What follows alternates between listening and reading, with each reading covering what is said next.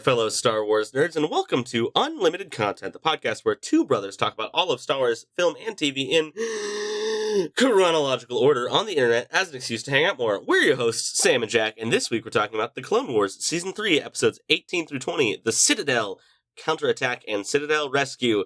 Jack Ford, how are ya? I'm good. How are you, Sam? I'm good. I'm doing real. Happy Father's Day, father. Oh, thank you. You're not my father, but I'm your a father. That's true. So, yeah, Jack. Yeah. I am your father. You're not though. He's been on this podcast, and he made that joke. He made that exact joke as soon as he spoke on this podcast. I know he did. So yeah, it was fantastic. The only appropriate way to introduce himself on the podcast. Yeah, it was his moment. Indeed. Yeah. So happy Father's Day to our father, and to you, Sam, who is also a father. Thank you. Yeah. Did you say also our Father who art in heaven? Yeah. That father too. Yeah, sure. Yeah. Yeah. And various grandfathers and father figures out there listening to the podcast. I'm sure there's so many fathers listening to our podcast right now. Honestly, I do think at least one. Dads might be like our number one demographic on this podcast. I don't know. Yeah, he's close to number one. Our dad. Yeah, our dad, and Jason. you, and also Jason's a dad. Yeah, Jason's a dad. That's like a third of our audience. It really is. Yeah. Actually, no. Thank you, dads. The largest demographic is probably Brants and Brant adjacent people. That's probably. Yeah, that's true. Yeah. Mm-hmm. But a close second, dads. Mm-hmm. Yeah. Yep. So.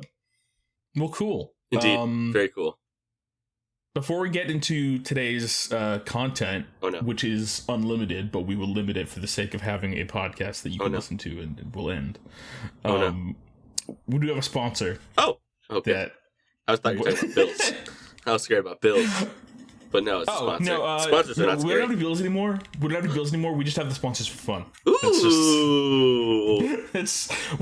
I came into a large sum of imaginary money, I'll say. And I bought a box of Monopoly and found so much money in there. Oh, good. So did those credits? Money to pay the credits did fine, right? Content.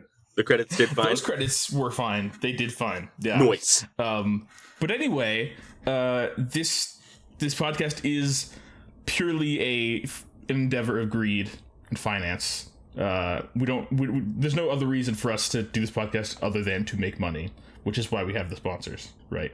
That's the indeed. Cool. With that being said, this week's episode of Unlimited Content is brought to you by flowers. And I was thinking specifically flowers that are like just having flowers around your house. Yeah. Like either potted flowers or like flowers like in a vase. So like this year I've started having flowers in my apartment because it was like this past Valentine's Day I was like, I'm single but I like the idea of having flowers, so I bought a vase because I didn't own a vase. Nice. And then I got some flowers from like Target or HEB, and once every few weeks I'll replace them with a new set of flowers, and it's just nice to have something naturey to spruce up the apartment. I love that. It's nice. Sarah and Marion got me flowers for Father's Day. From wildflowers from our wildflower patch in our front yard, but they're flowers and they're for me. Yeah, they're exclusive flowers that can only be gotten for you from. They're locally sourced. And yep, about 10 feet from our front door. That's so local. Though. That's rather local. Yeah. Yeah. Well, that's cool. Thank you to Flowers for sponsoring our podcast this week. Sam, speaking of Father's Day, how's your Father's Day been? What have you been up to? Father's Day has been good. It has been a low-key Father's Day, which is what I wanted. Sarah made biscuits and gravy this morning, which is like my favorite breakfast of all time. And it was very good. Yes. Cool. It was very, very yummy. And then we kind of just had a lazy morning. Marion was in full three-nager mode, but... Three-nager. Oh, yeah. I have not heard that one. That's great. Yeah, people are like, oh, you're through the terrible twos. I'm like, yeah, but the 2 was fine. 3 is where it's still fine. I love her a lot. Yeah. So it was good. We had a good afternoon. Marion refused to nap, so that was awesome. Great. And we ordered pizza for dinner, which was... I was going to grill out, but I'm sleepy, and it's hot and humid outside, and I didn't want to stand by a grill, so we ordered pizza. Reasonable. Yep. Yeah. Yep, we got free delivery on DoorDash from Papa John's. Nice. Yep. Cool. Yep, we got the good garlic butter sauce. It was yummy. That's all. Yeah, it's the best part of Papa John's. Indeed. Just getting that just throw it down your grease trap. Oh. Yeah. Oh yeah. It was so good. What else do we do? Oh, so as far as gifts, I got a couple good gifts. They were all good, but the couple memorable ones worth talking about on the podcast. Star Wars related gift for my studies and things. Sarah got me a Star Wars. Ooh. Let me not stand behind the Star Wars notebook. Yeah. I was showing Jack the notebook, and then notebook. Yeah, and it's graph paper, and it has the Death Star on it. And cool. I was holding it up for Jack, but I held it between me and the microphone. So it's probably if it got really quiet all of a sudden, that's what it was. Got that, and you held a large, solid, flat object in between you, directly between me and the microphone.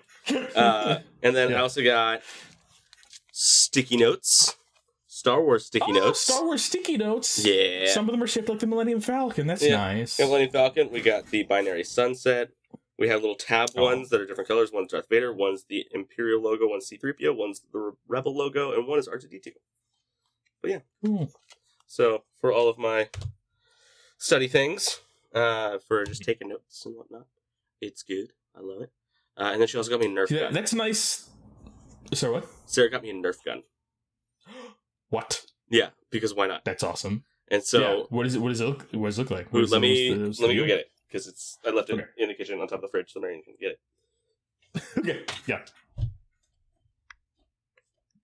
You heard it here first, folks. Hide your guns from your children by putting them on top of the fridge.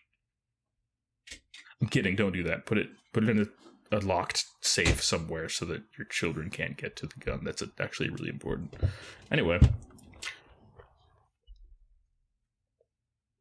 All right, we're back. Here it is. He's back. Ooh. Just a little guy. But it's got 4, and it shoots 1 at a time. 4. It's nice. Pew, pew, It's got 4 little darts. It's got 4 little darts in the front. Yeah, so cool. for the first... It's got a little, it's got an iron sight on it, or a plastic sight, I guess. Yeah. A plastic iron sight. You can see it. It's nice. Yeah, so for the first half hour of this morning while I was drinking my coffee, I had this Nerf gun and was just sitting in my chair, and it's like the longest open stretch of anything in the house is between my chair and the front door. So I was sitting in my chair and just shooting at the front door over Marion's head, and then she would gather up all the darts and bring it back to me, and she thought it was hilarious. And it was awesome. Amazing. And every once in a while, I would get her in the butt, and it was funny. Oh! Yep. Not the butt. Not the butt. But she had a blast, and then she shot a couple, and then wanted to keep doing it. I'm like, no, I think we're done. Because, I don't want to arm you. I want to be the one that's armed. So, that's... reasonable. Yep. Shoot your eye out, kid. But yeah. So, that was my Father's Day. Nice. It was fun. That's cool. I was going to call Dad because he's in Germany right now. So, couldn't do that. Yeah. I didn't realize. I managed to have a decent call with him while he was in. I caught him right before he was going to bed in Germany, which was 3 p.m. here or something. Yeah. So. I texted back and forth with him a little bit, but he told me earlier in the week that he was going to Germany, and I forgot until I got the Life 360 alert that Scott Ford has landed in Hamburg, Germany. I'm Hamburg. like, oh, oops. Yeah. I made sure to tell him to get a hamburger. Delicious. That's where they're from, probably. I think so. Either they're from there or they're named after it. There was an American invention. I think I wonder if it was a German immigrant in the States from Hamburg, and it was very possibly. I don't know. We will not look it up. Nope, someone else is going to look it up and tell us a month later when this podcast comes out, and we'll never address it, but we'll appreciate it. Exactly. Mm-hmm. Yes, thank you. You can call our hotline and leave if you want to join in the Hamburger discussion. The Hamburger discussion. The Hamburger discussion is the name of my new band, or the name of this episode. Who knows? We'll find out. I like it. I like it. I feel like that's misleading because we haven't really had much of a discussion about hamburgers. We just had a brief, like, joke about it and then moved on. It's not really that brief anymore. Well, but we're talking about the conversation, not having the conversation. It's different. Whoa. It's getting pretty meta over here. Anyway, Jack, how are you? Enough about me and Nerf good. guns and hamburgers. Let's talk about you. Mm-hmm. Nerf guns and hamburgers. A memoir. I'm doing good. I have spent most of today just kind of relaxing, catching up on sleep, doing some laundry because I was fully out of clothes to wear. Or out of like the necessities. Like I had some other stuff, but I didn't have like underwear, so I needed to wash things. Wait, you said you had necessities but not underwear? Is underwear optional? Is that what I'm hearing? No, I'm saying I had other clothes that I could wear, but I did not have the necessities. I didn't have underwear or socks. Those were the things that I needed. I had like other t-shirts that I had that were clean, but like yeah. Anyway, I do wear clean underwear. All right, don't spread slander about me, Sam. This is ridiculous. I haven't spread anything. I'm just repeating what you said. That's not what I said. You extrapolated incorrectly. Incorrectly according to you. Anyway, so I did laundry. From a certain point of view. No point of view. Mine. That's not true from any point of view. Yeah, I did laundry. I had a good conversation with our dad. Talked to him on the phone for a bit while he was in his hotel room in Hamburg. Said he's doing good. He saw an Acolyte poster there in Germany and took a picture of it and sent it to us. Love it. So that was neat to see. It looks just like, the Acolyte posters, except the text at the top was in German. Yeah, that was perfect. Yeah, but that was cool. He's doing great. It was always fun to talk to him and catch up. Yep. Yesterday I hung out with a bunch of friends. Spent most of the afternoon and evening at a friend's house where we kind of had a potluck thing where each of us brought like a side dish, and then the people who lived there, my friend Nate, was grilling sausages on the grill, and we hung out, and people occasionally shot each other with water guns when we were outside, and yeah, it was a good just hanging out time, fun with friends. That was good. I feel like it's rare that I get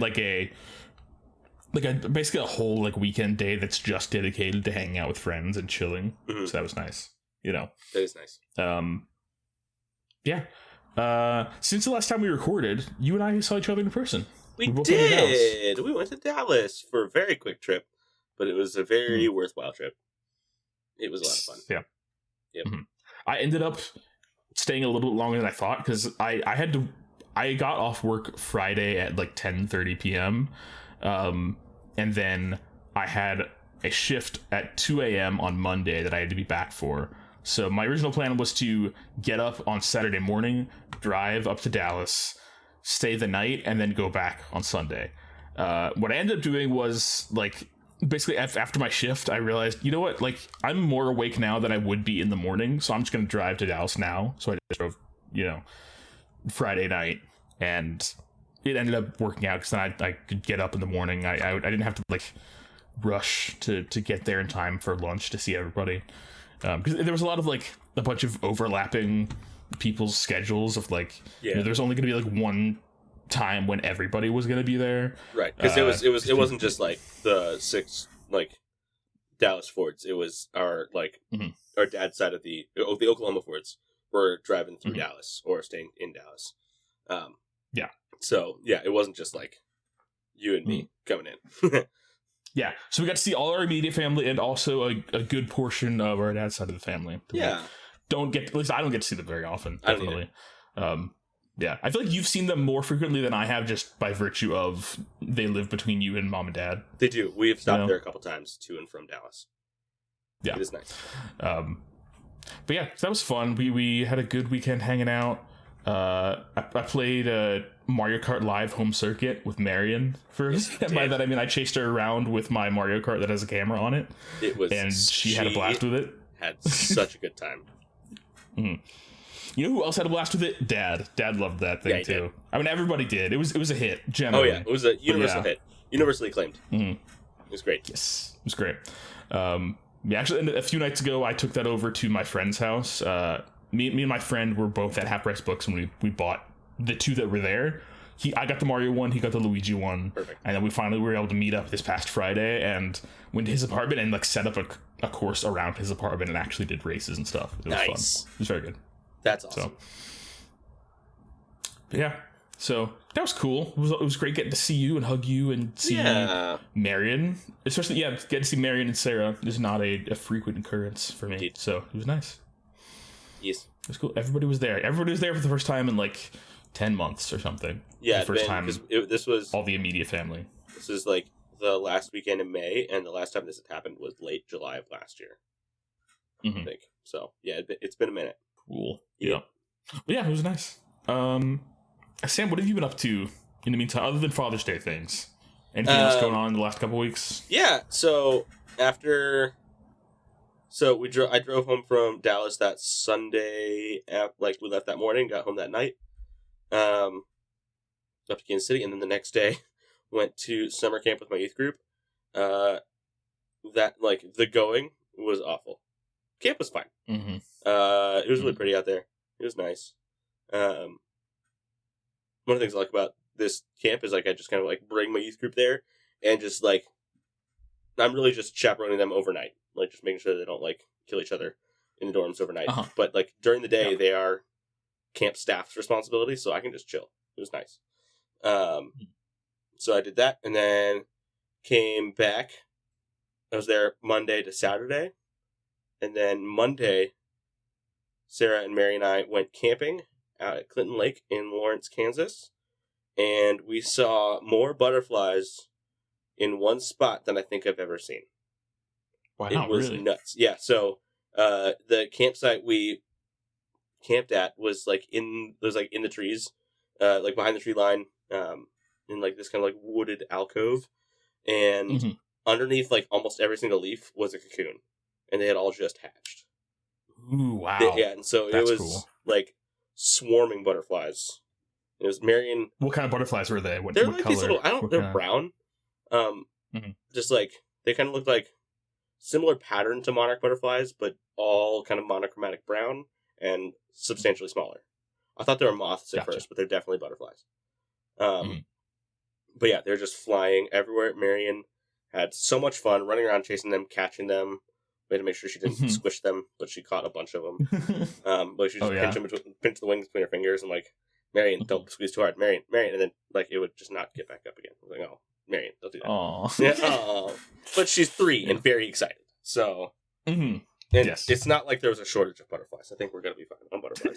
Yeah, true. Yeah, so it was a lot of fun. And then I had work this week, and then it was Father's Day, so that was that. It's been and I've watched a lot of The Acolyte in the interim, which we'll talk about later. Awesome. Yes, definitely.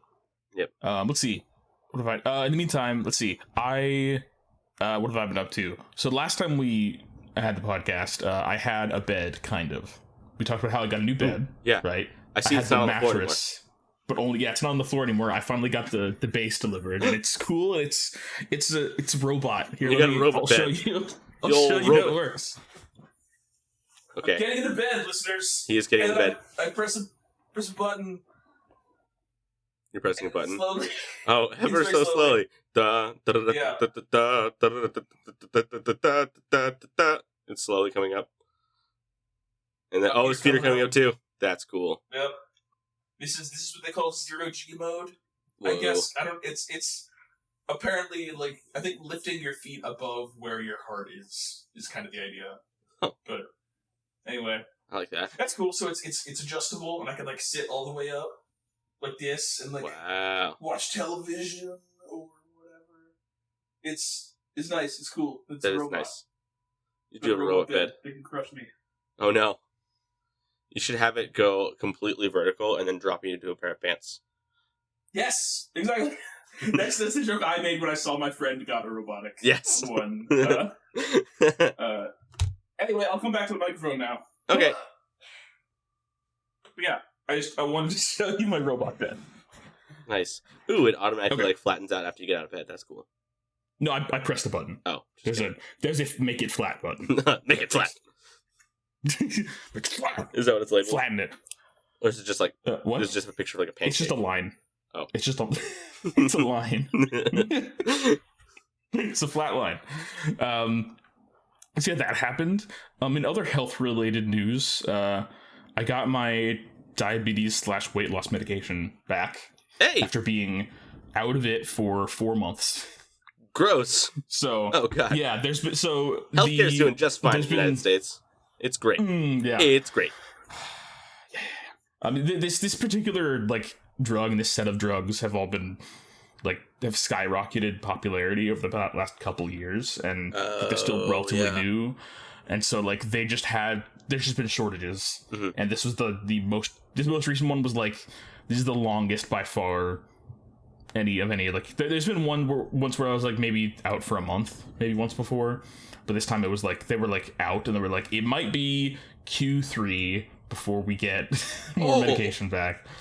Not and I was good. Like, so I was thinking I would have to wait until like July, but I got a notification first week of June saying, hey, we've got your medication back in stock. So I finally got that back. Wow. Which feels good. I bet. To have that back. In the 4 months that I was off the medication, I gained like 25 pounds. That's not fun. But it was a good like lesson to learn about like, okay, what happens when I go off this medication for a significant period of time? My body tries to go back to its homeostasis and like is like pre-medicated the chemicals being like now that it's like the chemicals telling it to be not as hungry were like gone. It was like, oh god, you need to eat. You need to eat food. And so I was like really hungry all the time and gained a bunch of weight and also paid more for food than like I spend less when I'm on Manjaro on food, so I save money by being on this medication. Wow.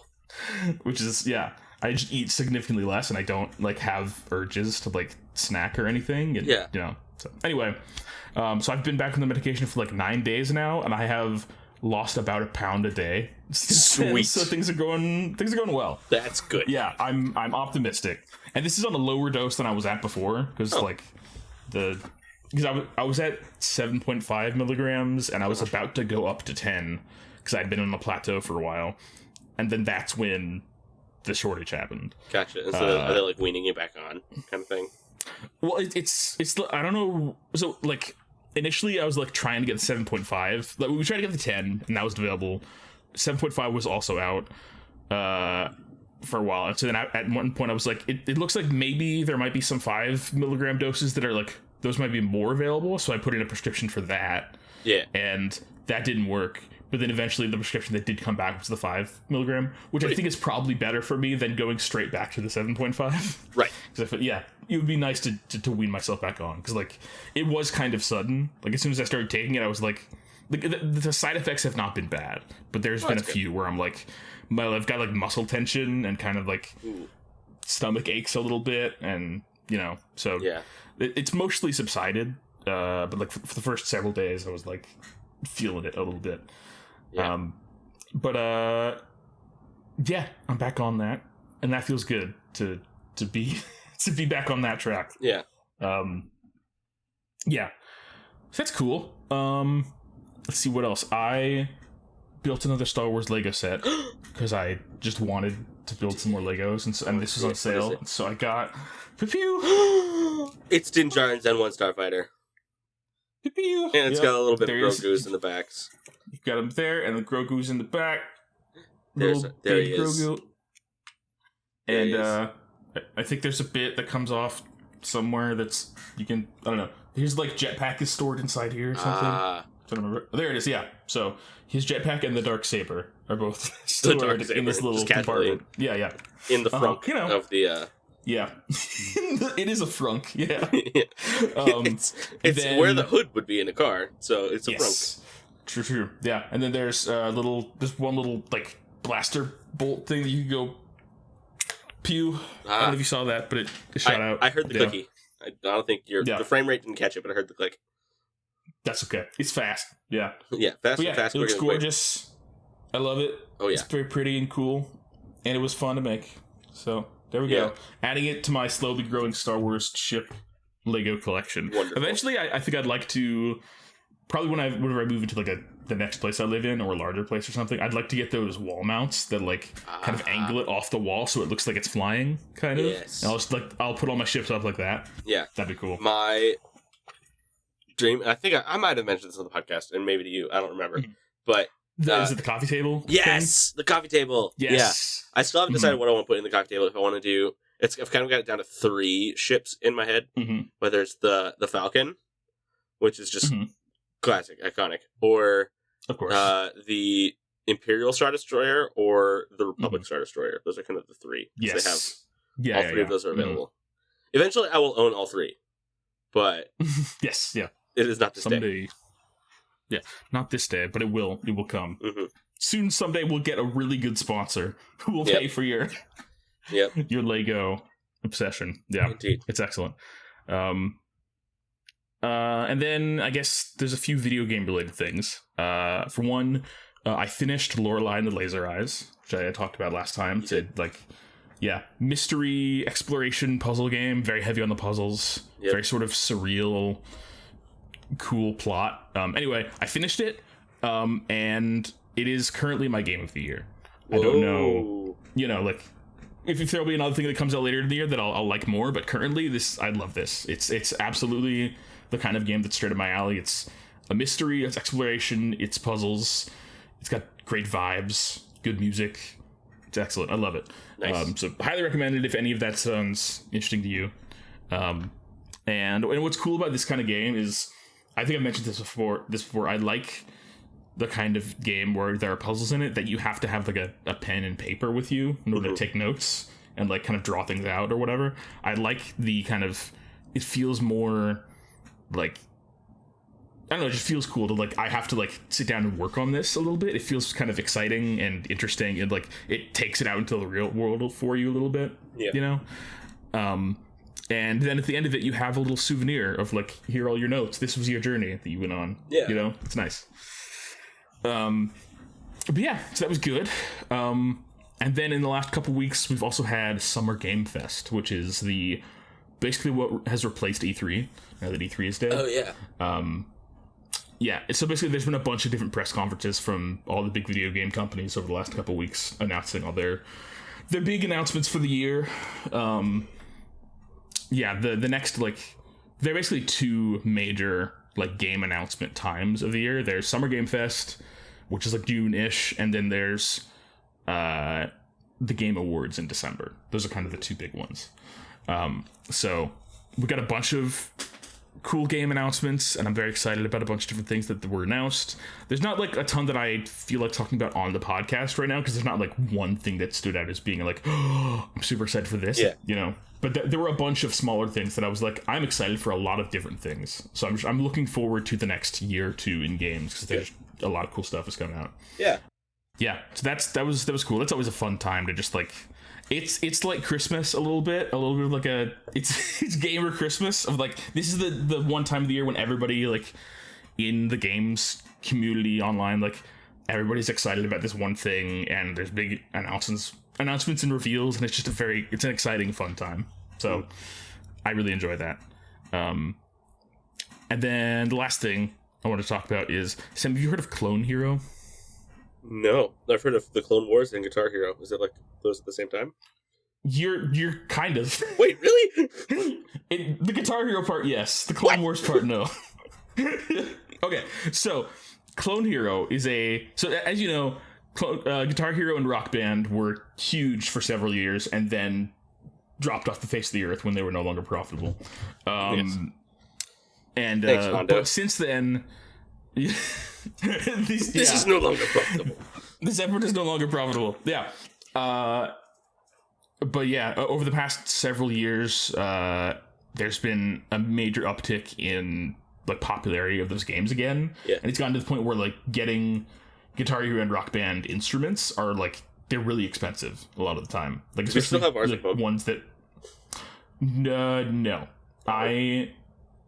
So first of all, the ones we had were PS2, which aren't like compatible with any modern stuff. So, but yeah. So, but reason I bring it up is, well, for one thing, there was a video that I watched recently by a YouTuber named Liam Triforce, who makes really good video essays and like retrospectives on various games and game series, and he did one on Rock Band Guitar Hero. And I was like, man, I wanted to play the Beatles Rock Band, because that was fun. Yeah, the Beatles Rock Band is, I mean, it's the Beatles, so it's tons of great music, but also like in looking back at it through this documentary, I was like, it's the one experience that feels like it is a self-contained experience on its own that should be experienced as a game, as opposed to like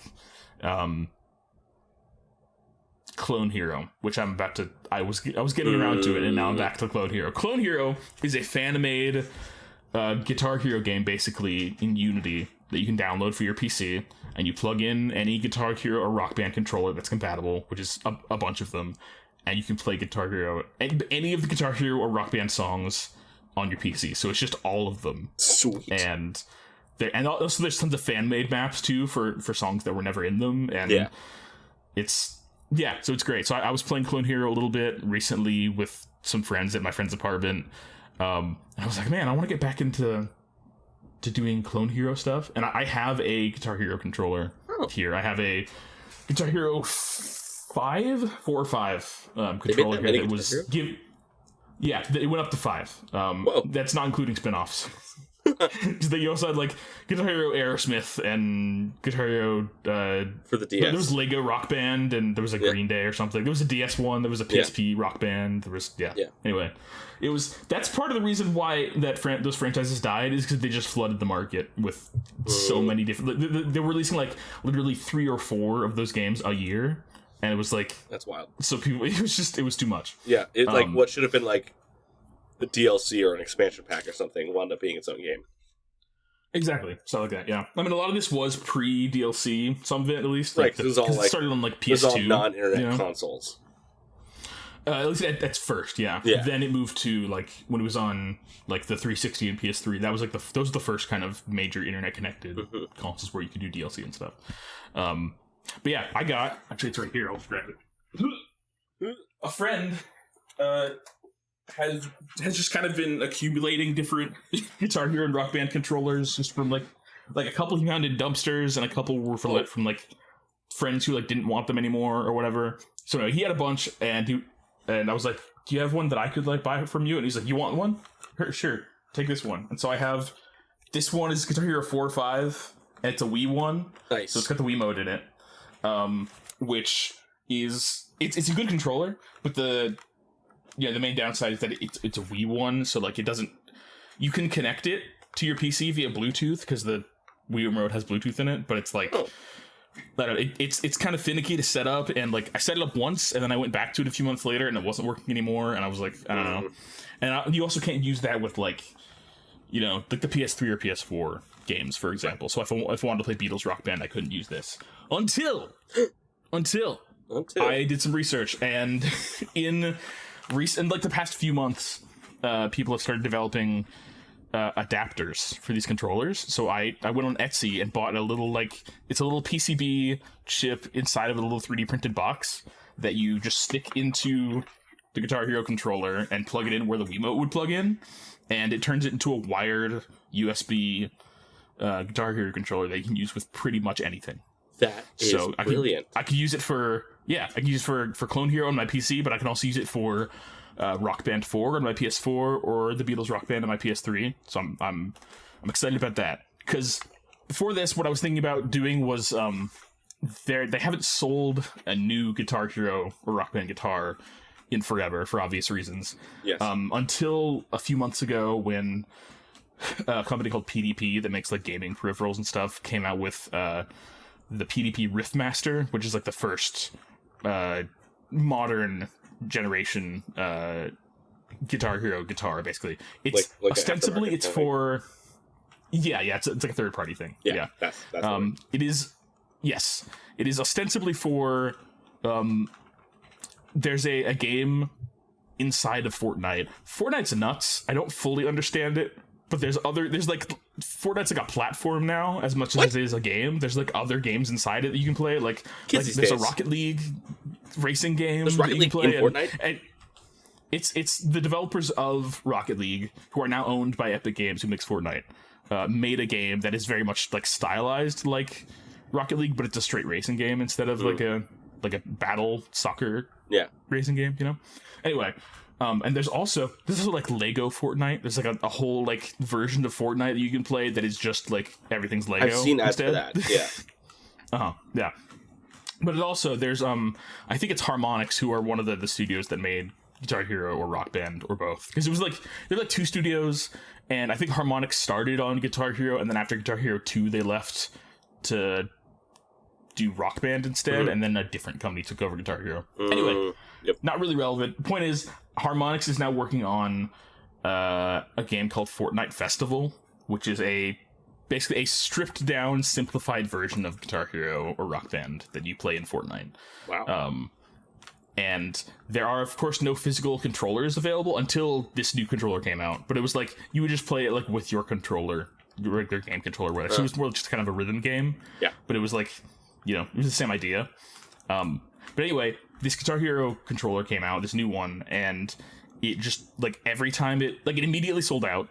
All the pre-orders sold out, and then every time it goes up again, it sells out immediately again, and there's just not, like, the stocks are just not keeping up with the demand, because there's such a huge demand for people who are, like, trying to, like, get into, like, Clone Hero or playing the old games, and can't because the controllers are all, like, either super expensive on eBay, or they're, like, cheap, broken ones that you find at Goodwill that you have to, like, do a lot of work to repair, or might not even be compatible with the modern stuff, so... Right. But instead of like waiting for that to somehow be in stock and for me to be able to pay the $130 for that controller, which, yikes, yeah, it's a lot. Yeah, instead, I paid $15. True, yes, exactly. Instead, I paid $15 to get this adapter of Etsy, and it's coming later this week, and I'm very excited. So, yes, absolutely, very excited. And I also like didn't have to really pay for it because I paid for it with like cashback rewards that I had. So I just like, dude. You know, come on. So it's it's free. It was great. Yeah. So anyway, I'm getting back into that. Heck yeah. Me doing that noise. That was me holding up the guitar and doing a. It was activating star power. You couldn't see it. I was activating star power. That's what I was doing. So yeah. Anyway, thus ends my long tangent about Guitar Hero. But yeah, that's what I've been up to, and that's what I'm excited about. Except for one other thing, Sam, which I think it's time to talk about The Acolyte. Ooh, because since the last time we recorded, there have been the first 3 episodes of The Acolyte have come out. There was the first 2 episodes came out the first week, and then the second week, the 3rd episode came out. Yep. And that's where we are. The next episode comes out in a couple days, right? Like on it's Tuesdays, I think. Yeah. Yeah, I'm recording this on Sunday. Mm-hmm. Tim, what are your thoughts so far about The Acolyte? Just general, like, what's the vibe you're getting? So good, bad, good. The vibes are good. Mm-hmm. It's not like Andor good, but like I'd say Mandalorian good. You know, like it's a new story, new characters you've never seen, and it's exploring just a part of Star Wars that we've never experienced before. I have similar feelings to how I did when the first season of Mandalorian came out. Because it was just felt very new, untapped. I don't know what's going on. It's fresh. It's fresh. Yeah. It doesn't feel like it's a continuation of something else, but still very much feels like it's in the world that we know and love. You know? Agreed. Yeah. Yeah. So the vibes are great for this show. Yeah. What's your initial just vibe thoughts? Agreed. Yeah. I would say in terms of quality, it's not like I feel bad saying it's not up there with Andor because like most things aren't. Even just that's Star not a Wars knock things, on anything else. things. It's just Andor's just on another level. That's all I'm saying there. But like Andor is unprecedentedly good for Star Wars. Indeed. And just generally a great TV show by any metric. Yes. The Acolyte I also think is great. Not to like the same like, oh my god, this should get all the awards extent, you know. But yeah, I'm loving it a lot. I love they as they have been with all the Star Wars shows, they've really been nailing the look and feel of things, and it I think there are sometimes like in there are occasionally like episodes of Ahsoka or The Mandalorian where it's like it feels like this was a lower budget episode or something, where like the scale feels smaller, you know? Yeah. Or like Obi-Wan, a lot of that felt kind of scaled back, or it didn't feel quite like a full like huge budget movie. This to me so far, the Acolyte feels like it looks like any of the Star Wars movies do to me. Like it looks great. I think they really nailed that. I really liked all the characters and the kind of interweaving mysteries and plot lines that they've already kind of started to scatter about. And episodes 1 and 2 were great. I loved them, and I was like, they got me pumped and excited for the rest of the series. Episode 3 got me feeling like, oh, I really like where they're going with what I think the ideas of the show are going to be, like the message and kind of the you had like you and I were texting back and forth about like what you thought the thesis of this show was. Like we want to explain like kind of like what you like where you think this is going, because obviously this is probably this episode is probably going to drop towards the like when the finale's coming out, so we could be proven right or proven wrong, who knows. But what are we thinking right now? Extremely off base, but we'll find out. My vibe.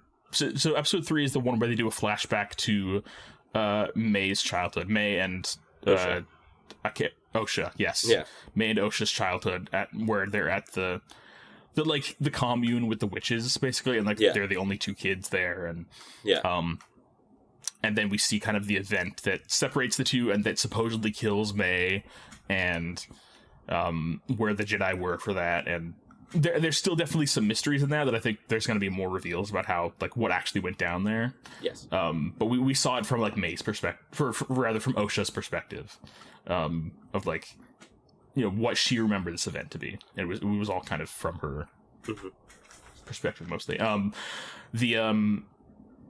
I feel like the way that they presented it with like the way that the Jedi treated these witches, which I feel like we also had a discussion about this, about whether or not they're Night Sisters. At no point have they referred to themselves as Night Sisters, so I think either these are like the ancestors of the Night Sisters, or they're just a different coven of witches, like this is a different culture or something. Yeah, because I did, after we had that conversation about like, because I thought initially that they were Night Sisters, or like Night Sister adjacent. That was like my thought. I just kind of assumed. And then in like just doing more research and like scrolling on Star Wars Twitter and stuff, realize that like we have seen at least 3 or 4 like communities outside of the Jedi and Sith that are Force sensitive and have different names for the Force, right? Because there's the Night Sisters, there's whoever this coven is in the Acolyte, there's the Lasats from Rebels. True. And they are a Force-sensitive species. Like, that's just, like, their thing. And then there's also in Tales of the Empire, there was a second community of, like, witches, like, outside where the night, like, on Dathomir, but they weren't Night Sisters, but they were still, like the mountain tribe of... Right. They were still witches. Like, that was... Well, I mean, I think those were supposed to be Night Sisters. They were just, like, a different, like... I think those were also the Night Sisters, but I could be wrong. I don't know. It seemed like it was competing tribes, or like tribes that like actively avoided each other. Maybe. I don't know. Because I don't know. I just got like strong like look at Wikipedia. I got strong like Good Samaritan vibes of like I don't like your people, but I'm going to take you in kind of thing. Like that was kind of the vibe I got. Oh right, so. Yeah. I now that I'm thinking back to it, yeah, that makes sense. I could be wrong. I'm going off of vibes. That's most of what I do. Yeah. But we're all about vibes here. Indeed. Unlimited content, unlimited vibes. Unlimited vibes. But yeah, I don't know. Anyway. Yeah. But yeah, so like what I'm excited about is like going into the show, what I was kind of hoping it would be about is, or kind of what I was hoping it would be about, and what I was kind of theorizing it would be about generally, is the beginnings of the end of the Jedi. Kind of the first like cracks in the perfect sheen of what people perceive the Jedi to be. And I think pretty early on in the show we see like, the ways that people react to the presence of Jedi and acting like, oh, these Jedi are gonna they're gonna mess me up. They're gonna the Jedi are like powerful and violent, even though like we never see them like do like explicitly violent, like super violent things so far. Yeah. But like clearly their reputation is one of, these are the people who are like in control and to wield power. Yeah.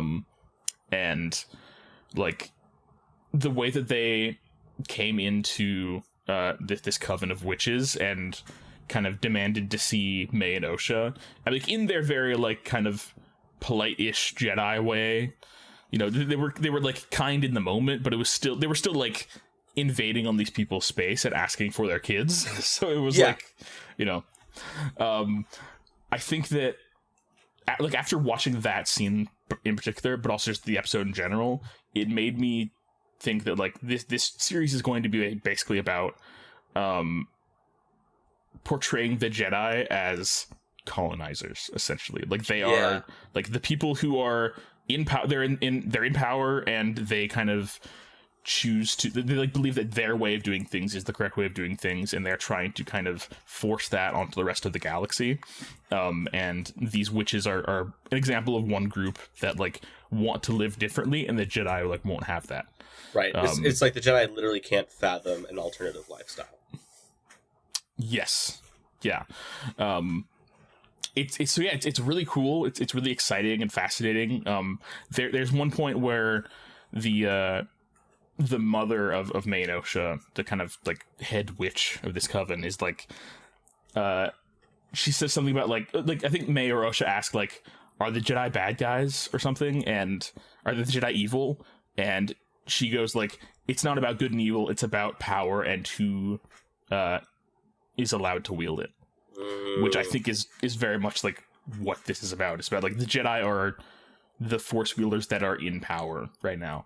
I also think it's interesting to like look at I definitely got like like the Crusades vibes a little bit. Oh yeah. Or just like you know, of like I couldn't help but look at the Jedi in this moment as being like, you know, colonizers and or like, you know, Catholic priests coming to another land and being like, we're going to civilize you by teaching you that this is the right way to do things. Yeah. This is the right way to experience God and to have faith, and this is the right way to live, or whatever. It's very like Manifest Destiny kind of stuff. Yes. Yeah, exactly. Which is so cool and exciting to me that they're like, that a Star Wars show is addressing that. Because I feel like those themes were like, kind of the ideas of the Jedi being a corrupt institution, like a well-meaning institution with a lot of good, like, wisdom and ideas and things, but that ultimately, you know, their downfall came from their hubris and their arrogance and their belief that they were the only ones who had truth, basically, and just other, you know, other ways in which the Jedi were corrupt too. But like, the prequels and the Clone Wars really looked at that a lot, and then with the Disney stuff, most of what we've seen has been at least in the live action realm, most of it has been like in post Return of the Jedi era, right?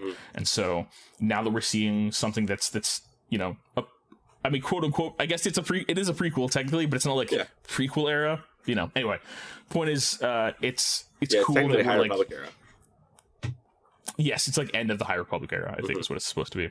Now that we're getting like an earlier era of the Jedi in live action, and we're like, now that they've been given the opportunity to like talk about some of these ideas about like the Jedi being like not just like the heroes of the story, that there's like more, it's a more complicated tale.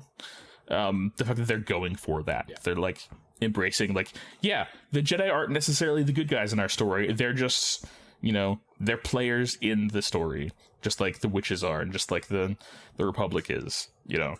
It's cool to me that like, and I think it's cool in that it forces us to kind of consider, like, I think a lot of people, when they think about Star Wars, like, they think about the original movies and how there's a very clear dividing line between good and evil in those movies. There's, you know, the good guys are the ones whose faces you can see for the most part, and who are like, you know, the kind of the poor people and the scruffy looking people and the aliens, and then the bad guys are the, you know, the stuffy white guys and the people wearing like stormtrooper helmets and dressing in black and white and using red lasers. You know, it's very clear. The ones who are named good and evil imagery.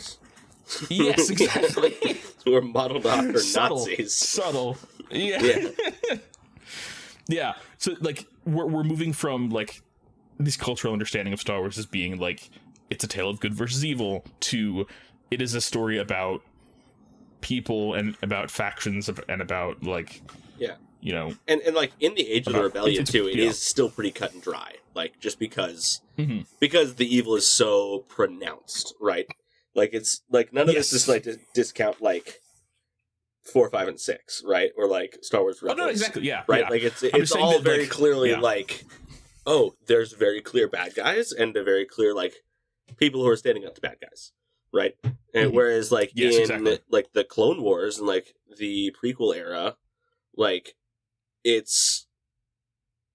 starts to become kind of clear, but also like you realize that Palpatine and Dooku are playing both sides the entire time, that the Jedi have like have become so blinded that they have allowed that the most powerful group of people in the galaxy have allowed themselves to become pawns, right, through their own pride and through their arrogance. And the Acolyte, I feel like, is how we get there.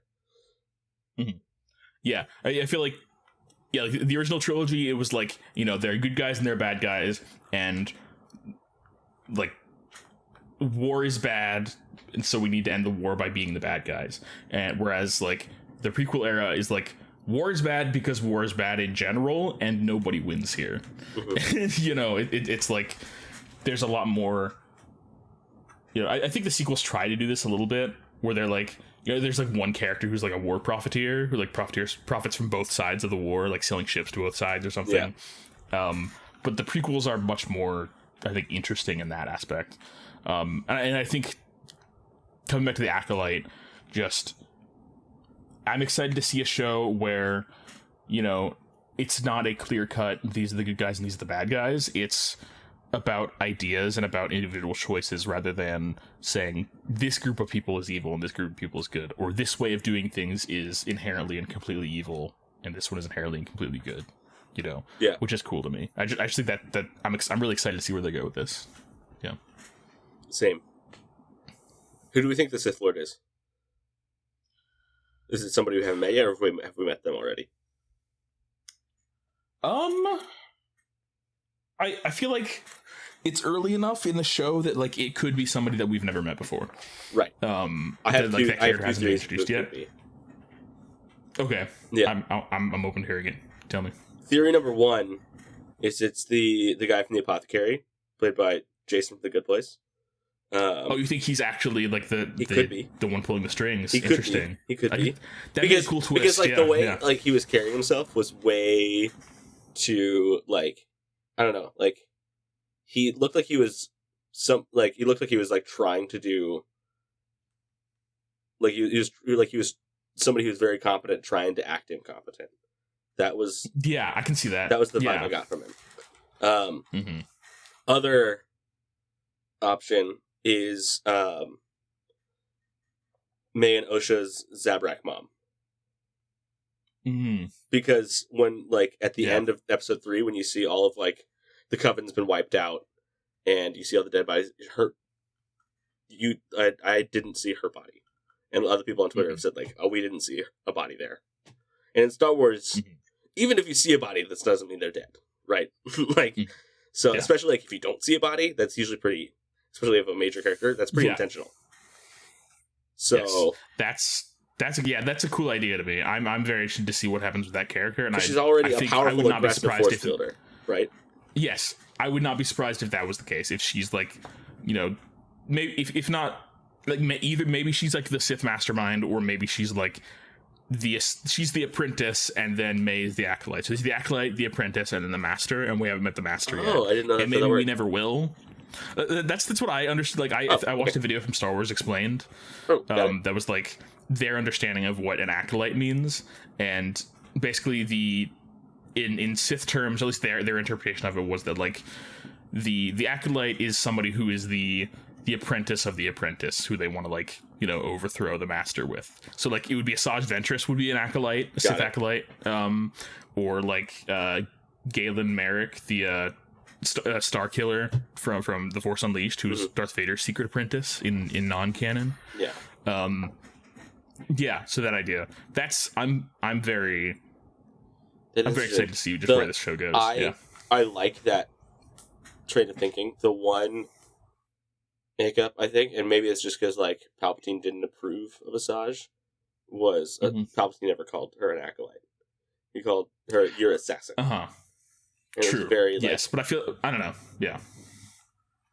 I don't know. Like he said your assassin, but then Dooku called her my apprentice many times. Yeah. So, but they never used the word acolyte in that context. Right. So I don't think the word acolyte's ever been used in Star Wars technically, other than like in this show.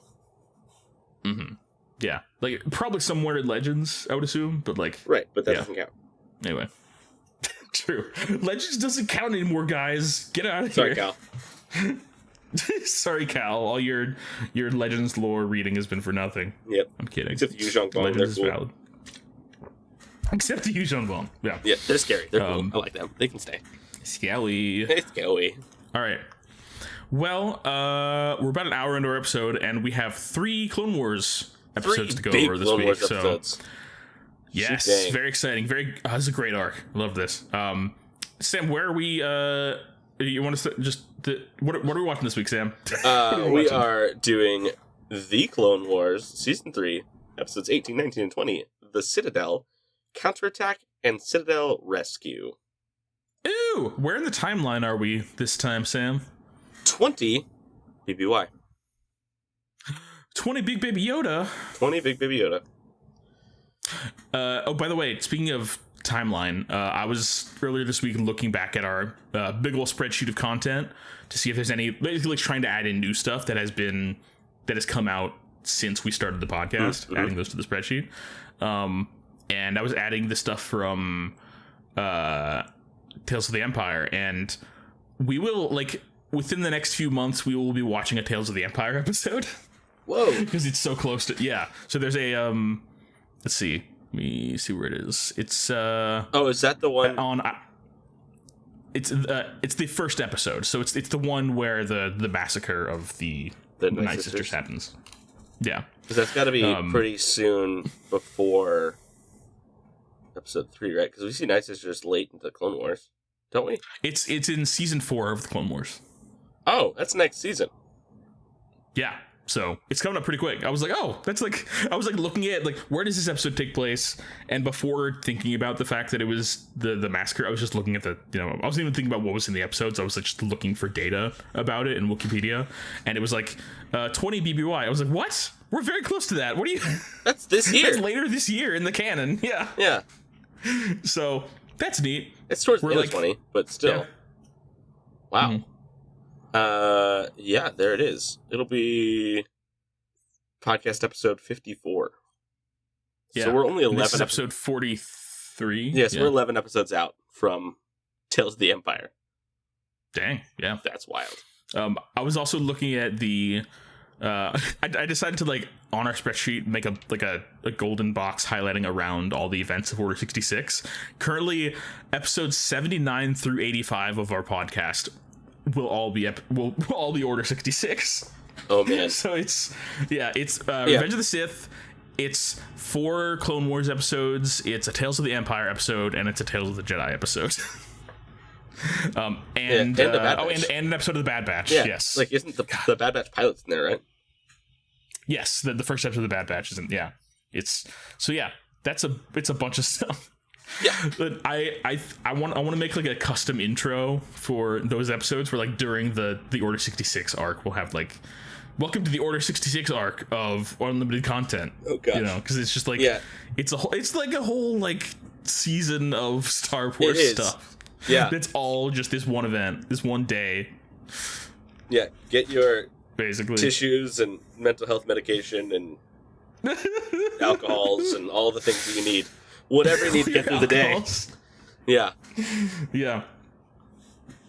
Get your unhealthy coping mechanisms ready. We accept all coping mechanisms here on Unlimited Content, healthy and unhealthy. Healthy or unhealthy. If you want to make yourself unhealthy, you know what? Yeah, maybe do spice. I don't know. Maybe do spice. Contrary to all the other times we told you not to do spice, maybe do spice. Only for Order 66. That's it. Only when it's fun and cool. Only when the cool kids are doing it. Yeah. Don't do drugs except if it's fun and cool and easy. Then do it. All right. Oh, man. Anyway. Okay. So we're starting with there's 3 episodes, and it's an exciting arc because we're going to the Citadel. Oh yeah. All right. So the first one of the arc is called the Citadel. The moral of the Citadel is adaptation is the key to survival. Punishable offense. That's what. Yeah. Whatever. Captured. Returning from a perilous assignment in the Outer Rim, Jedi Master Evan Peel's cruiser has fallen under attack and been boarded. Seeking vital information he carries about the secret hyperspace lanes called the Nexus Route, Separatist forces have taken him alive. Now the Jedi are preparing a stealth mission into the heart of Separatist space in an effort to rescue Master Peel from the deadly prison known as the Citadel. I gotta say, when I first heard Evan Peel's name, I was like, that just sounds like it could be a real name. It does. His name is Evan. Like the way it's spelled.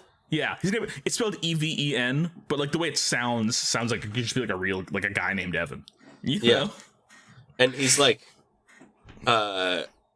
he looks kind of like Yoda, except he's got pink skin instead of green skin. And yes, he's less wrinkly, and he's got bigger ears, and he's pink. And he has like an eye patch, or like he's missing an eye. And he sounds like a grizzled Russian war veteran. He does. I kind of love this guy. Oh yeah, he's great. He's great. Yeah. All right. At the Jedi Temple on Coruscant, Master Plo Koon, there he is, briefs Obi-Wan Kenobi, Anakin Skywalker, and their team, which includes Commander Cody, Captain Rex, and recently promoted ARC Troopers Echo and Fives, on their newest mission to infiltrate the impenetrable Citadel on Separatist planet of Lola Seyu to free Master Evan Peel before the droids force him to give up the coordinates of the Nexus route. Unfortunately, the information on the Citadel they have retrieved from the Jedi archives is long since outdated, and no new intelligence could be gathered since the Citadel is specifically designed to hold high-level prisoners, especially Jedi. The plan incorporates a plot devised by Anakin using reprogrammed battle droids led by R2-D2 to pilot a Class Type B escort shuttle through the orbital defense lines, and the human and clone crew being frozen in carbonite — this is our first carbonite freezing that we ever see in Star Wars canon — to fool the life form detectors. However, Anakin's Padawan Ahsoka Tano chafes at being left behind since her master has insisted that this mission would be too dangerous for her, and even her complaint to her old friend Master Koon yields little comfort. I want to say, I feel like just the premise of this episode is so cool. Yes. It's the best team of it's Obi-Wan and Anakin and Rex and Cody and 2 ARC troopers all like and a bunch of other like more or less unnamed clones. Yes, going behind enemy lines to break into what was formerly a prison for Jedi to break out a Jedi. Yeah. Like, it's such a cool idea, and it's on a lava planet, and it's so cool. Like, what an awesome premise for an episode. I wonder if we'll see the Citadel in the Acolyte. Like, at the end of the Acolyte? I don't know how old it is. Yeah, I don't know. I mean, it's old. That's a good question. I mean, I feel like everything in Star Wars is old. That's true. That's part of Star Wars' charm. It's a long time ago. A long time ago, but stuff's been happening for even a longer time since then. Anyway, after the strike team is carbon frozen by Urk Zalis, they are loaded onto the shuttle and transported to the Citadel. When the droid ship reaches orbit above Lola Seyu, they are interrogated about their cargo by the Citadel's warden, Osi Sobek, and his tactical droid, K2B4. Do you want to know a fun fact about K2B4? Yes, tell me. So, do the initials KB or the number 24 mean anything to you? I don't think so. Okay, so NBA legend Kobe Bryant was a Clone Wars fan. What? Yes. And so, and his number is... It's named after Kobe? Yeah, and his number is 24. So, that's K2B4 is Kobe Bryant 24. That's awesome. And he's purple and yellow, and the planet's purple and yellow. Oh, that's amazing. Whole thing, that's canon. Oh my god, it's true. I know. Yeah, it's in Wikipedia. That's awesome. Oh my god, that's amazing. Kobe. There's a Kobe droid. There's a Kobe droid. That's awesome. Yeah. I didn't know that. Yeah, so K2B4 is an homage to Kobe Bryant. R.I.P. Kobe Bryant. That's amazing. It looks like was he So I'm looking at the Wikipedia behind the scenes for KTB4. It says he was named after Kobe Bryant by the production crew, several of whom were fans of Bryant's team, the Los Angeles Lakers. Does it say that? I had heard somewhere else. Did you read somewhere that? I heard it. I mean, it was like a TikTok or something that like Kobe was a Star Wars fan. I think that's also cool. Yes. Regardless, it's cool. Regardless yeah, of which or if both are true. It's purple and yellow is the color of the LA Lakers. So I mean, and like a lot of Star Wars is done like near Los Angeles. Like that's kind of like where, like Lucas, LA and San Francisco, like kind of the two. Yeah. Mm-hmm. So. Anyway, that's rad. I love that. That's a cool, weird piece of Star Wars trivia that I love. Yes. It's amazing.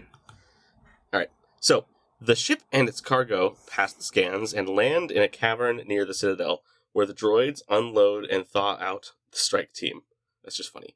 To their consternation, Anakin and Obi-Wan discover that Ahsoka has also frozen herself, has had herself frozen and smuggled into the group, claiming that she is acting under orders from Master Kun. Now unable to turn her away, they decide to let her join. The first hazard comes in the form of a cliff wall blasted by a strong gale and littered with electromines, which prevent the use of jetpacks and grappling cables. The cliff is the only way to a small side door, which is, however, patrolled regularly and otherwise secured by a ray shield. Ahsoka proves her usefulness to the team when she manages to slip inside through a ventilation port and deactivates the shield from within. But as the rest of the team ascends, a clone trooper Charger loses his balance and falls down the cliff and sets off a mine, alerting Sobek that the Jedi have infiltrated the Citadel. And the alert That's the first clone death here. Yep. Yeah, first clone death of almost all the clones end up dying one by one over the course of this arc. It's very sad. Yeah, it's basically everybody but Rex, Cody, and Fives are like the only ones who don't die. Yeah. Yeah. Oops. Or as far as we know. As far as allegedly. At the end of the episode, that's what we assume. Yes. At least when we watched this the first time. Yeah. Anyway. As the team makes its way through the hall, it enters many booby traps, such as wall laser guns and a moving electrified wall, which leads to the death of another clone trooper, not named.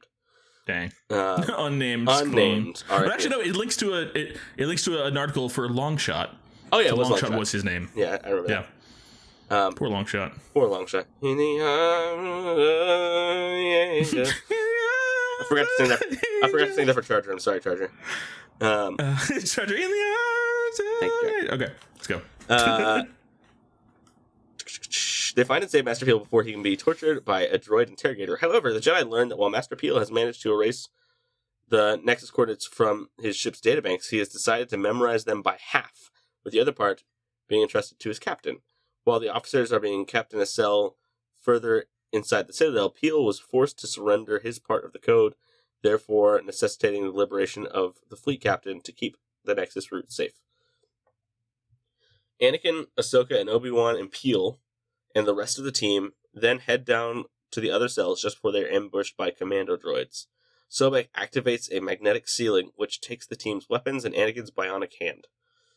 Obi-Wan, Peel, and Ahsoka try to use the Force to subdue the commando droids, but the commando droids have magnetized feet plates and are merely kept off balance.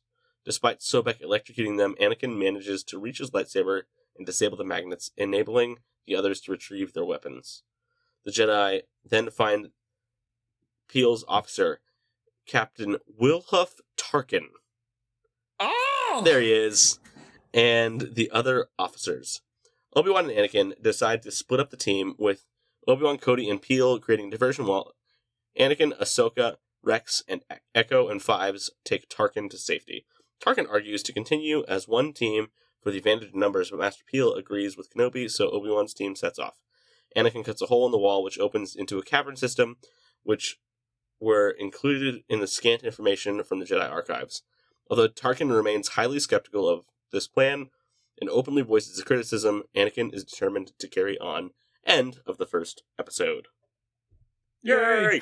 Tarkin is the first chronological appearance of Tarkin. Yeah, check. In film and TV. Who is Tarkin? For our friends who are listening to the podcast who might not remember who Tarkin is. So, if you've seen the very first Star Wars, Wilhuff Tarkin known in the original Star Wars as Grand Moff Tarkin, as played by Peter Cushing. So he's like when you think of like the Imperial officer, like the head Imperial officer from the first Star Wars, that's who this is. This is Tarkin. So he ends up being a very important, high-ranking official in the Empire, but he starts out here as a captain in Wasn't the Clone Wars. Was he in charge of the Death Star? He was on the Death Star when it blew up. So I think he was like. Did he die when it blew up, or was it? Yes, no, he blew up on it. Okay. Yeah, he was on. He was I on board. couldn't remember if he was in other Star Wars movies. I couldn't remember.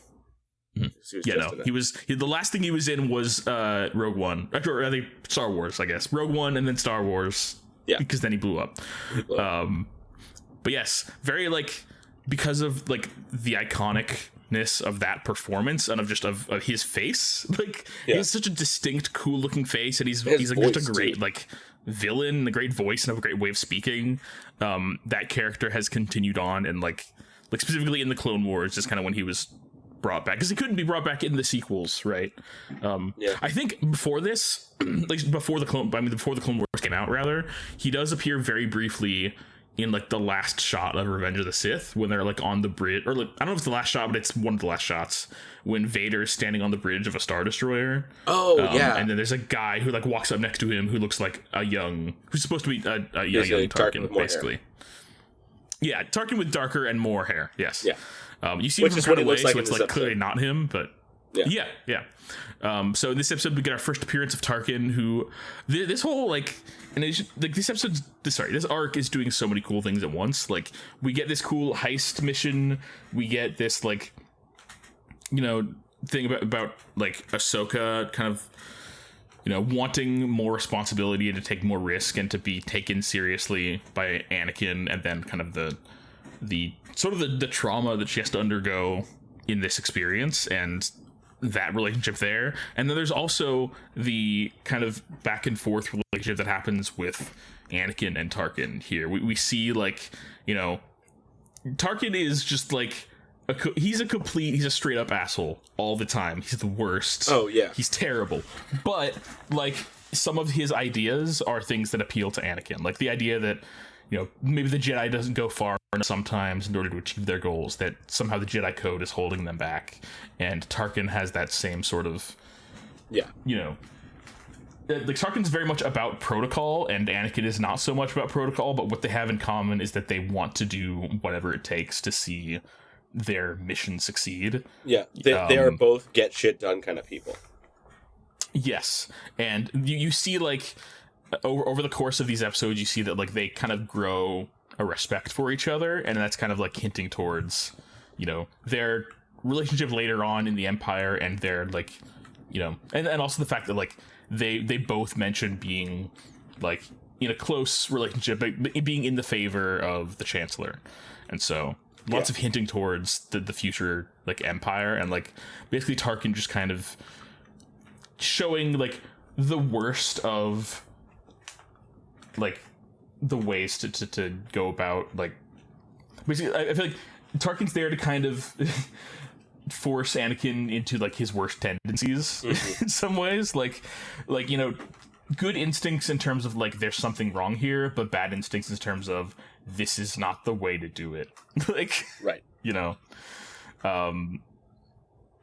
anyway, so yeah, this is a really cool episode to just kind of see like young Tarkin and where he comes from, and how like I feel like Tarkin and his like attitude towards things very much helps define what the Empire looks like, and how the Empire is run in the future. Yeah. And so like his attitude and seeing the way that he views things, the way he views conflict, the way he views like human beings or just sentient beings, very much. He's very much all about like efficiency and order and protocol, and like everything being the same just for the sake of military efficiency. Yes, and at any expense. Yeah, people dying doesn't matter to him as long as the battle is won or whatever, Right. And so that his attitude and his way of looking at the world is very much reflected later in the way that the Empire is run. And I think that this is like, I don't know if he's necessarily like a driving force behind that, like canonically, but I think at least narratively you can see the way in which this is foreshadowing those ideas. Mm-hmm. You know. So, all right, time for episode 2. Let's see. Okay. All right, episode 2 of this arc, counterattack. The moral of this episode is anything that can go wrong will, which I mean is super strong moral. Honestly, it's good. It's a good. Yeah. I'm looking at the official description of the episode, and at one point it says Arc Trooper Echo dies, and I like moused over it to see what it says on Echo dies, but it's 2 separate things. It links to the article for Echo and the article for death. It also, there's a Wikipedia article it about also death. Links to Arc Trooper. There's 3 different links for like Arc Trooper Echo dies, Arc Trooper page, Echo page, and death page. All right, here we go. Episode 19, counterattack. An impenetrable defense. Escape from a separatist prison. Carrying information about secret routes into the heart of the Republic and separatist homeworlds, Jedi Master Evan Peel was captured and imprisoned in a fortress known as the Citadel. Leading an elite strike team, Obi-Wan Kenobi and Anakin Skywalker rescue Master Peel and his officers. Now the Jedi have split up to evade separatist forces as they attempt to escape the Citadel. As Anakin Skywalker and his team edge along a magma-filled chasm in the caverns underneath the Citadel, he contacts R2-D2 to prepare their ship for departure. Kenobi, whose team is sneaking through the Citadel's ventilation shafts, is about to rendezvous with the shuttle on a landing platform, but they blunder into a probe droid.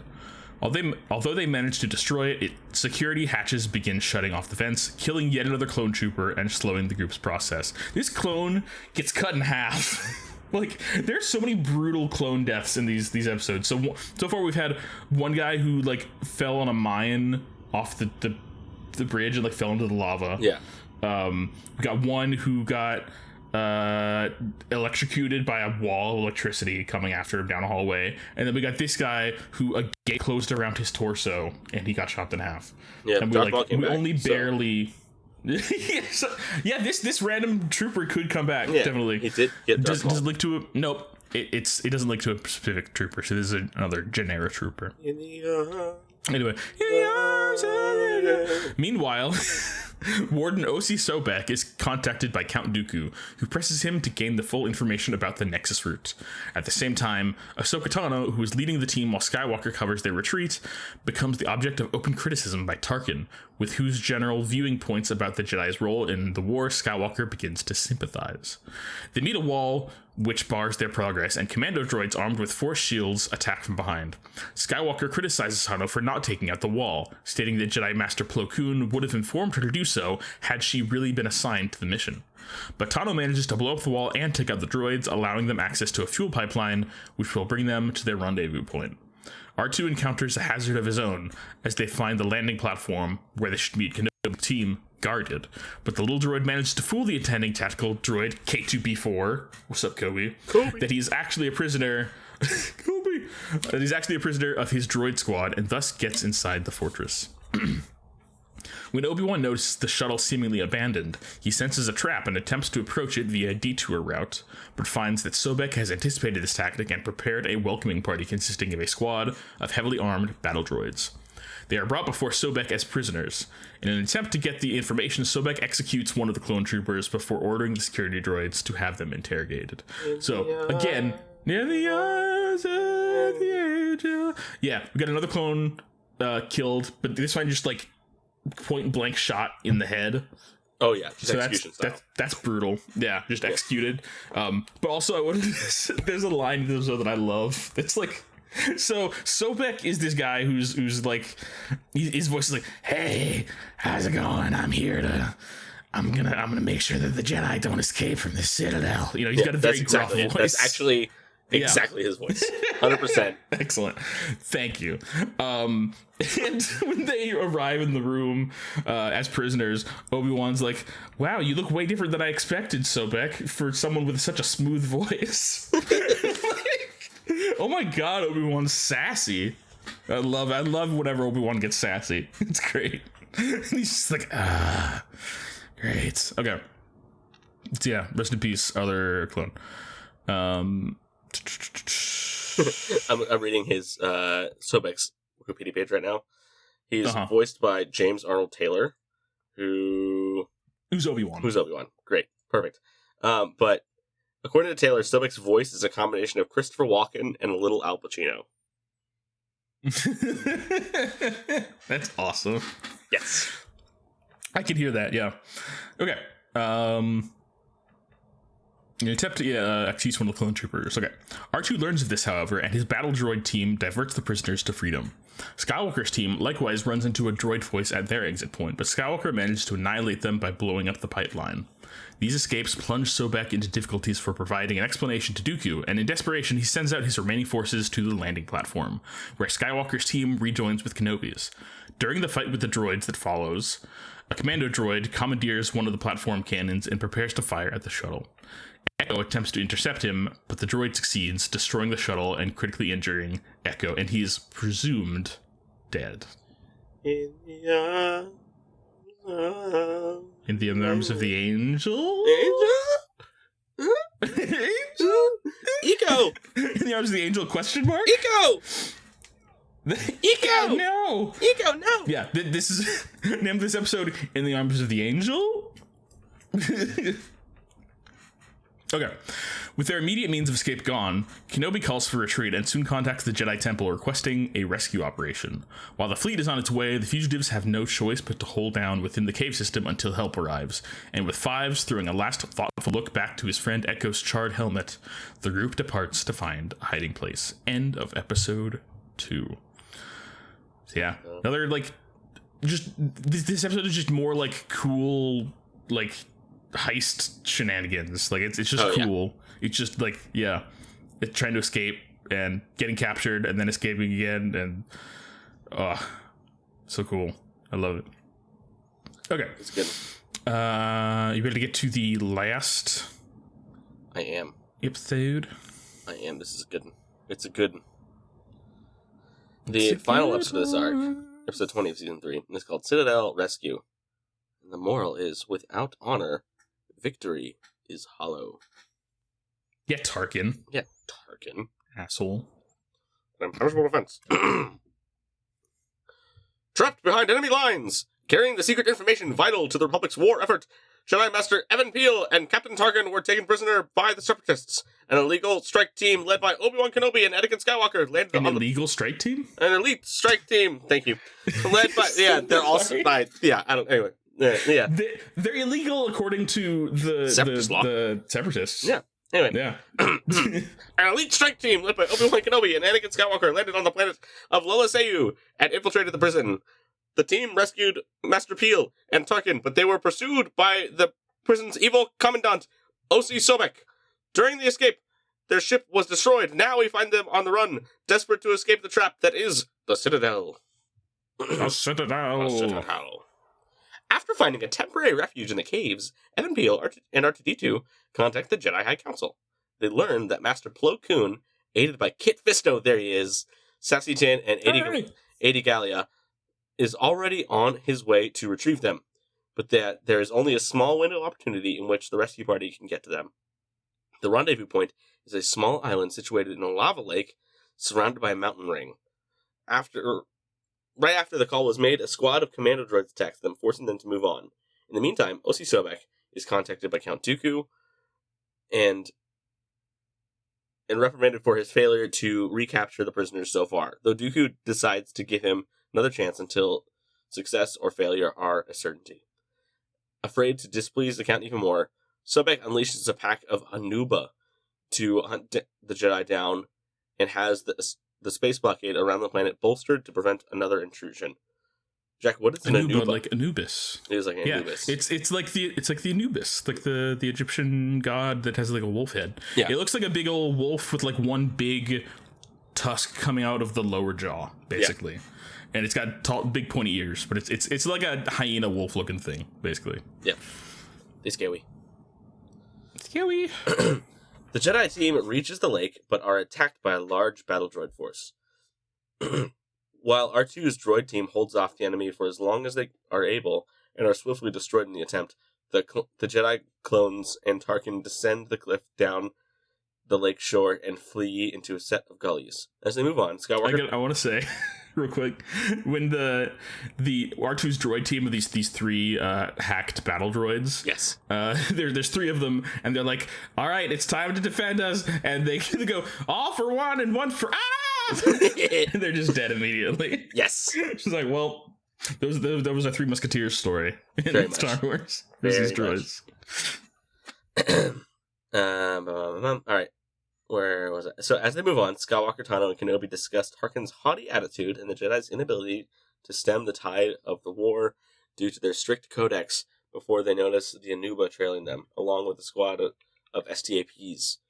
Skywalker, Kenobi, and R2 lure the creatures into an ambush, but the rest of the team is ambushed by crab droids and another group of STAPs.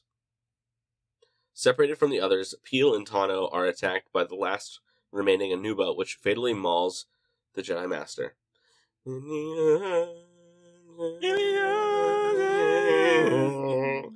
Dying, Peel entrusts Tano with his half of the Nexus route coordinates, despite her confession that she was never assigned to the mission, with the explicit instruction to repeat it to none other but the Jedi Council, and the Jedi take a brief moment to consign his body to the lava before moving on.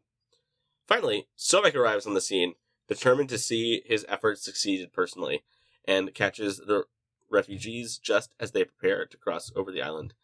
His SCAP was shot down by fives, lands on the island, grapples with Tarkin, and prepares to cast him into the lava, but Tano kills him just before he could do that.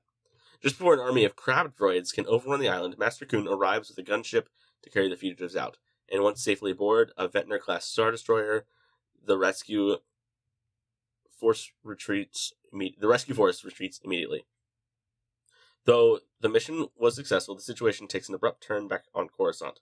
Tarkin states that he can deliver his part of the information only to Chancellor Palpatine himself, while Tano holds true to her promise that Master Peel to reveal her half only to the Jedi Council. So Master Yoda is forced to confer with Palpatine about this matter. Upon Skywalker's inquiry, Master Kun covers Tano's claim that he permitted her to join the mission, and Tarkin clasps Skywalker's hand, commending him on his standing points, as a lauding Obi-Wan observes quite critically. End of the arc. Yay! Damn. Rest in peace, Evan Peel. R.I.P. Yep. All right. Well, this is a fun arc. It was. Yeah, just like really good quality. Like there's some great action. There's a lot of like cool back and forth between like these two teams who are doing different things at the same time, and also the droid team, so kind of three teams at once. Yeah. We get a cool space battle at the end happening simultaneously with the on-ground battle. We get Sobek almost tossing Tarkin into the lava, which part of me was like, do it. Let him fall. Please. But, Please. yeah, they needed those hyperspace lane coordinates or whatever.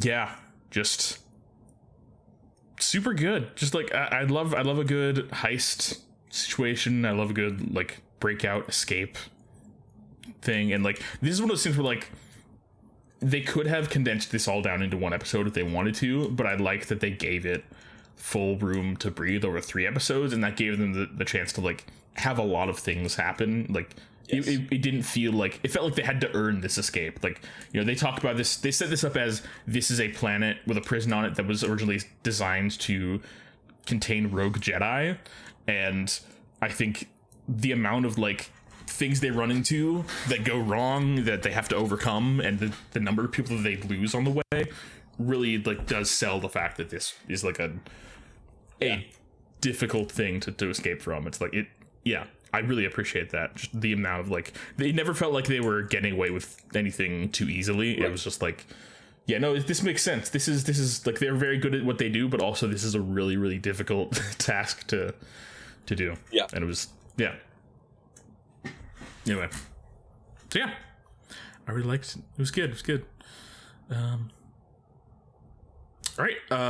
Well, oh yeah, there's a moment in the final scene when Tarkin and Anakin shake hands. You can hear the Imperial March play a little bit. Yeah. So there's also Wilhelm screaming. Well, all right. This episode.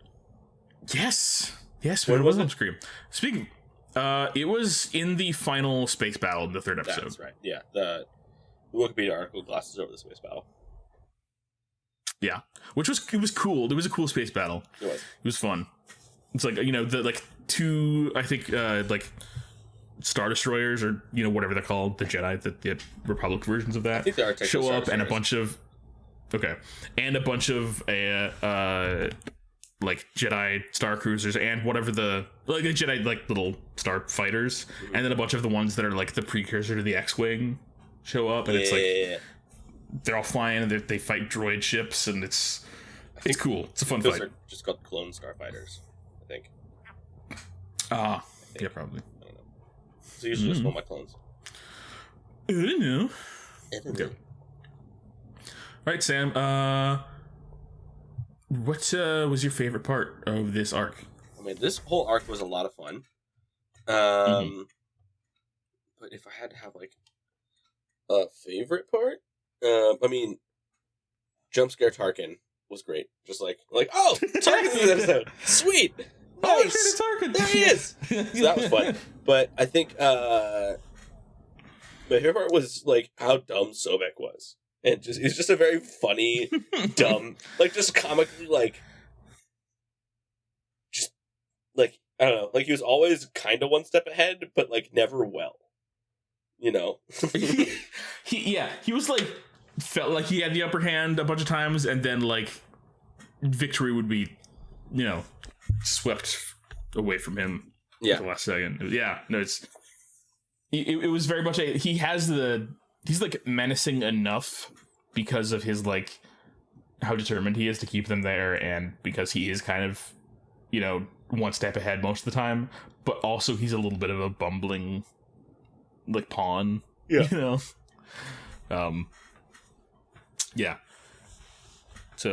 your favorite part was just that guy? Yeah, I think so.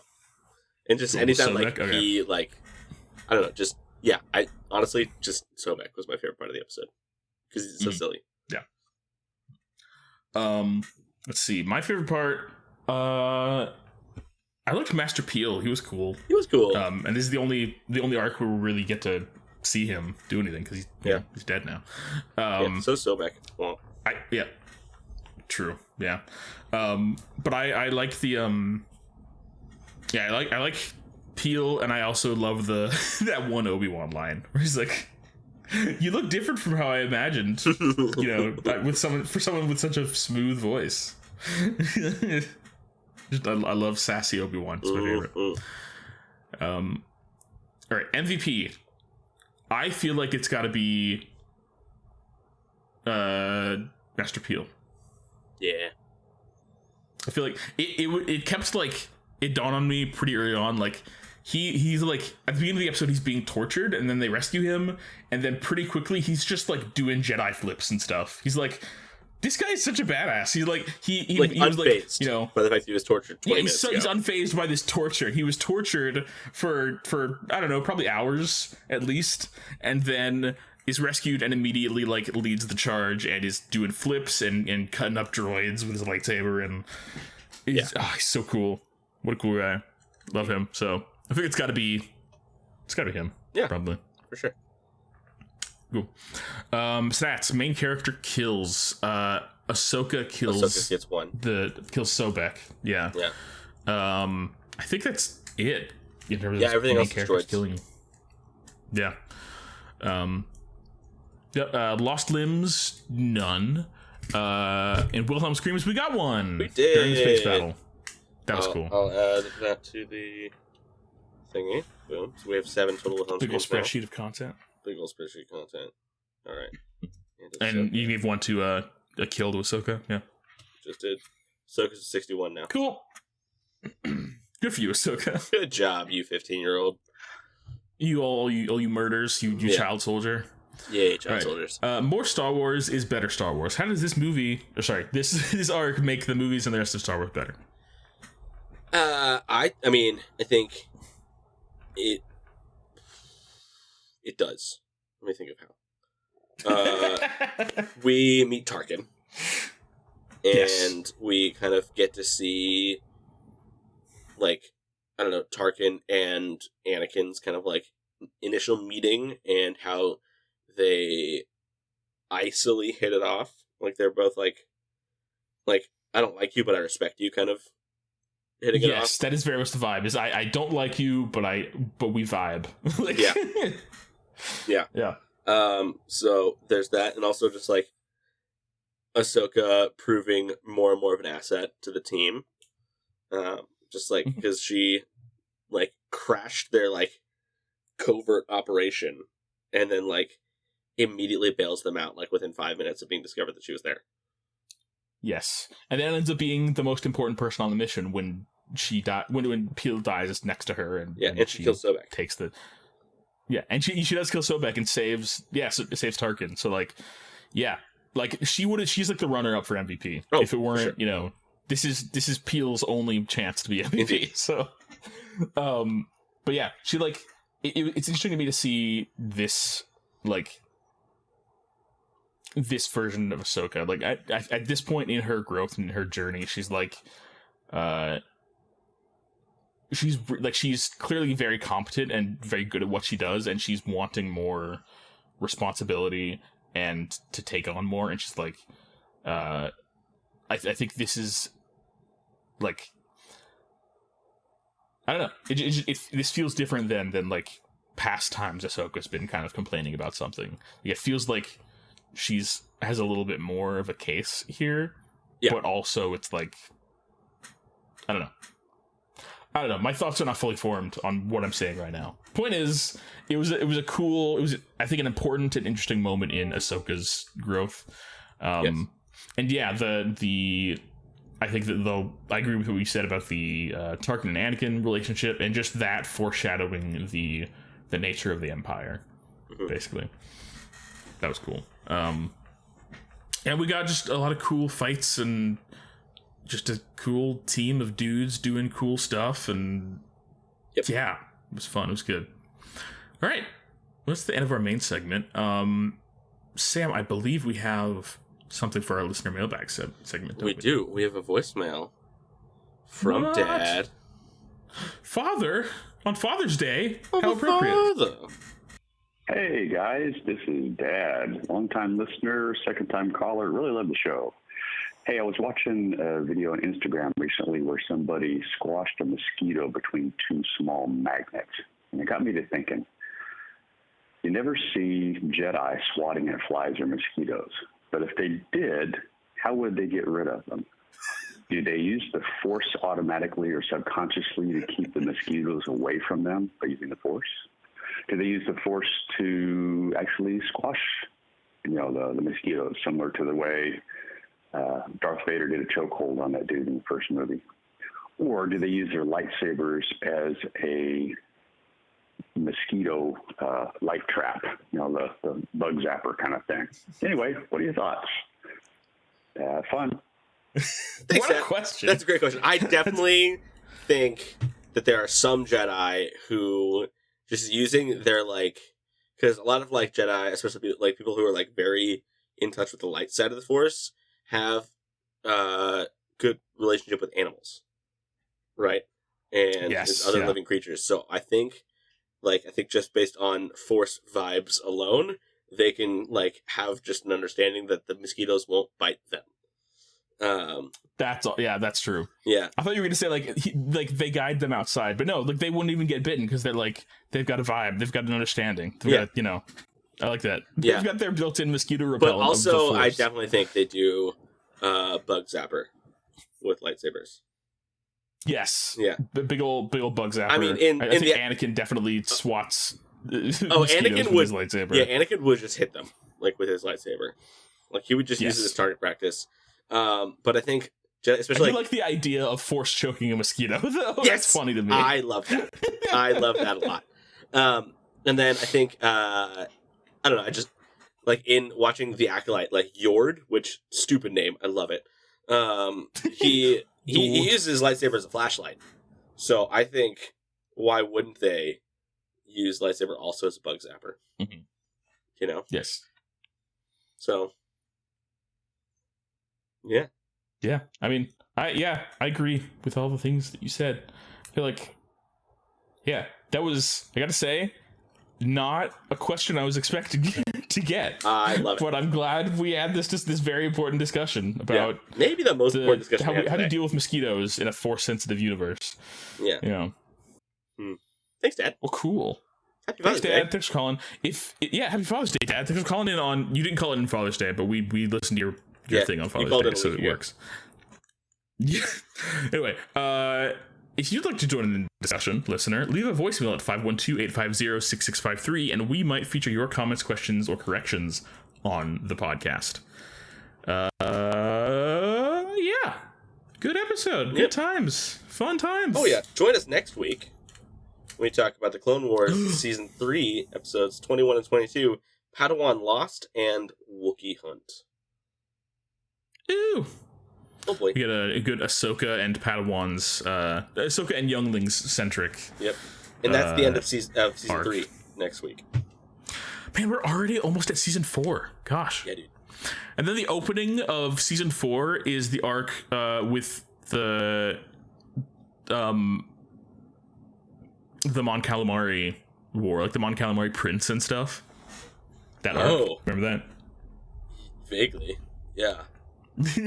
Is this also I think, do we also see Kit Fisto shirtless underwater in this one? Please. I think we do. I think we do see smiling underwater fishman Kit Fisto. That's all I want. Which I love. Okay. I love it. Thank you for joining us. Join us next time if you want to, listen to us talk about other Star Wars things. Yeah. As we do. Stay safe, especially out in the heat where it's hot during the summer. Indeed. Stay hydrated, stay in the shade. Maybe do air spice? Conditioning.